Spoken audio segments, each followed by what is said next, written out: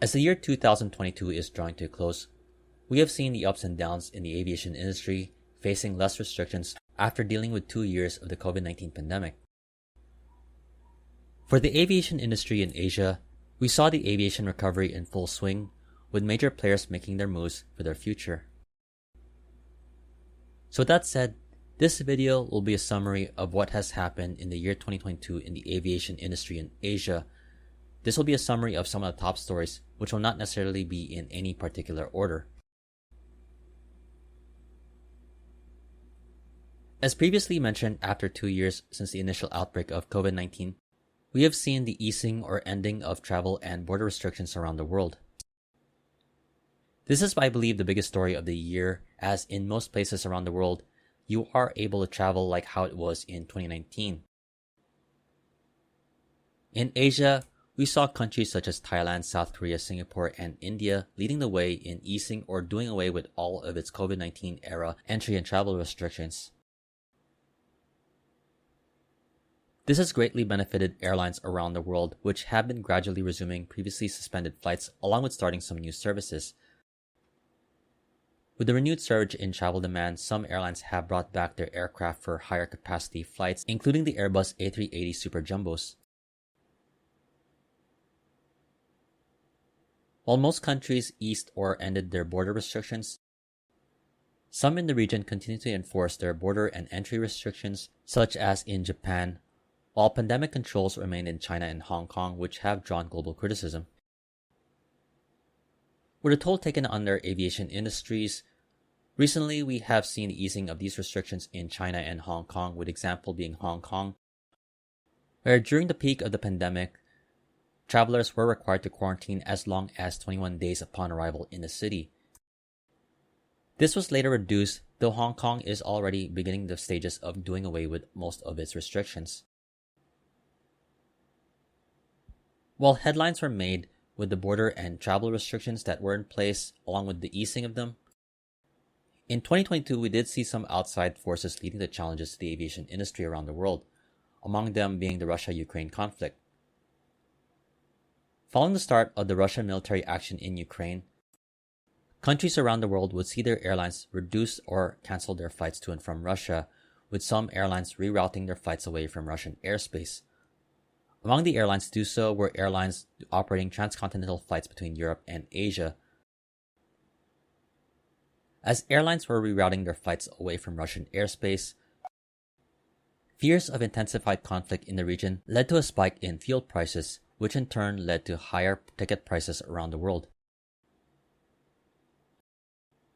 Later in August of this year, tensions would rise between China and Taiwan following the visit of the U.S. House Speaker Nancy Pelosi to the island of Taiwan. In response, China would conduct military drills around the island, which would lead to rerouting or canceling of flights to and from Taiwan and the area. In 2022, we did see some aircraft incidents that made global headlines. The first major incident that happened this year was the fatal and tragic crash of China Eastern Flight MU-5735 in March of 2022. The routine flight between Kunming and Guangzhou using a Boeing 737-800 crashed in a mountainous region west of Guangzhou, killing all on board. The second major incident that made headlines around the world was the overrun incident at Mactan Cebu International Airport by Korean Air Flight KE-631, a routine flight between Seoul and the city of Cebu in the central Philippines. While all passengers and crew were able to evacuate the aircraft safely, the incident resulted in a temporary suspension of flight operations at the Mactan Cebu Airport, which has just one runway.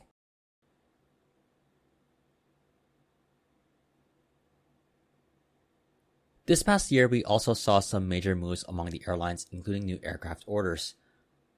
Among the biggest moves of the year was seen in India, where the efforts to privatize the Indian flag carrier Air India was finally completed. Taking on Air India is the Indian conglomerate Tata Group, which originally founded the airline. Since taking on Air India, the Tata Group has been consolidating and reorganizing its airline businesses. Among these moves has been gaining full control of Air Asia India, after the Malaysia-based budget brand joint venture partner AirAsia agreed to exit the venture. In turn, it has been reported Air India will be planning to merge AirAsia India and its budget subsidiary Air India Express. Separately, Air India announced a deal with Singapore Airlines for the merger of their joint venture Vistara into Air India. Another country with high ambitions for its aviation industry is Saudi Arabia. Aiming to compete with the regional hubs like Dubai and Doha, the Kingdom of Saudi Arabia is making a big investment for its aviation industry with plans for a new mega hub for the capital city of Riyadh, which will be named the King Salman International Airport. Plans are being made for this airport to be the home of a new Riyadh-based airline to complement the Jeddah-based Saudia. While some places are making their ambitions for bigger airports, Singapore has announced updated plans for its Terminal 5 expansion project.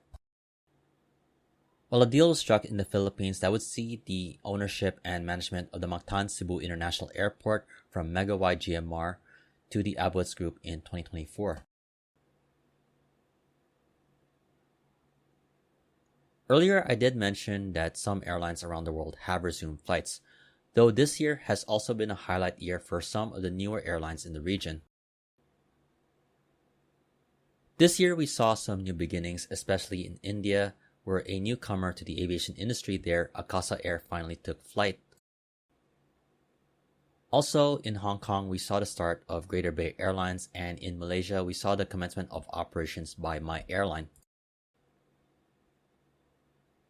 Going forward, we are going to see a new airline next year, as earlier in the year, Japan's All Nippon Airways announced plans to launch a new budget international airline, which will be named Air Japan in 2023.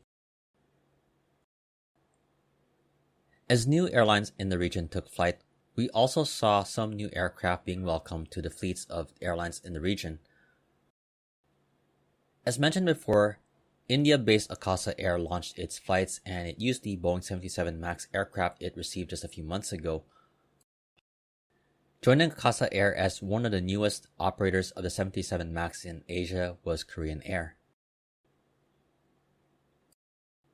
For Airbus aircraft, Starlux was one of the highlights of taking in new deliveries from the European aircraft manufacturer, welcoming both the Airbus A330neo and the A350 to its fleet. Meanwhile, budget airline T-Way Air, which has primarily operated narrow-body 727 aircraft, welcomed its very first Airbus A330 aircraft for long-haul operations, while Korean Air also welcomed the Airbus A321neo to its fleet. Aside from the Boeing-Airbus duopoly, we also saw the delivery of the very first ATR 72-500 turboprop aircraft to Toki Air in Japan. Though some of the biggest headlines in terms of aircraft deliveries this year was made in China, this year has been a milestone year for its aircraft manufacturing efforts, with the delivery of the very first COMAC C919 to China Eastern after years of aircraft development, for an aircraft that has been seen as China's response to the Boeing 737 and the Airbus A320 family aircraft. In addition to the first delivery of the C919, COMAC also made a delivery of the ARJ21 to the first overseas airline operator, Indonesia-based Transnusa.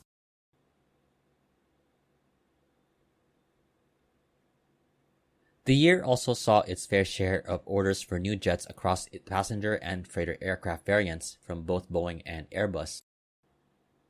Making some of the biggest headlines in Asia was Airbus, which secured an order for nearly 300 new Airbus A320 family aircraft from several airlines in China, while Xiamen Air, which has previously operated all Boeing aircraft, will make a shift to Airbus aircraft with an order for 40 A320neos. Other notable aircraft orders by Asia-based airlines for Airbus aircraft, including Malaysia Airlines, placing an order for A330neos to replace its A330s, while Qantas selected the A350 for its Project Sunrise long-haul flight program. Meanwhile, its US-based counterpart Boeing saw commitments for the 737 MAX and the 787 Dreamliners highlighting the year. Among these orders, including a new order for the MAX aircraft by Japan-based Skymark and Qatar Airways. For the Dreamliner aircraft, Boeing saw commitments from ANA and China Airlines, though towards the end of the year, United made a landmark order for up to 100 787 Dreamliners, while also adding more 737 MAX aircraft to its fleet. Years down the road, these aircraft will be part of the future of these airlines. Meanwhile, I will mention that the year will be ending for some situations with unresolved issues and uncertainty remaining. Among the stories that will carry on into 2023 will be the currently unresolved conflict between Qatar Airways and Airbus, which originally started in 2021 and has escalated this year. Once a good business partnership, this relationship devolved with Airbus canceling aircraft orders, and hearings are scheduled next year over what Qatar Airways has stated has been surface paint degradation on its A350s. Another situation where there is uncertainty remaining is in South Korea, as we are still waiting for the pending Korean Air Asiana merger. Work is still ongoing to get the necessary regulatory approvals, and there is no guarantee that it will take place.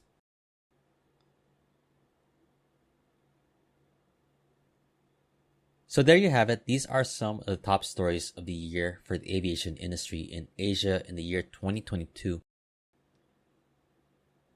Is there any stories that you think I have not mentioned, and what do you think is the biggest story of the aviation industry in Asia this year? I'd definitely love to hear your take, though. In the meantime, this has been Flights in Asia, highlighting the news and updates from the aviation and travel scene in the Asia Pacific. For more of the latest updates, you can check out the website at www.flightsinasia.com. In the meantime, thank you for watching and have a great day.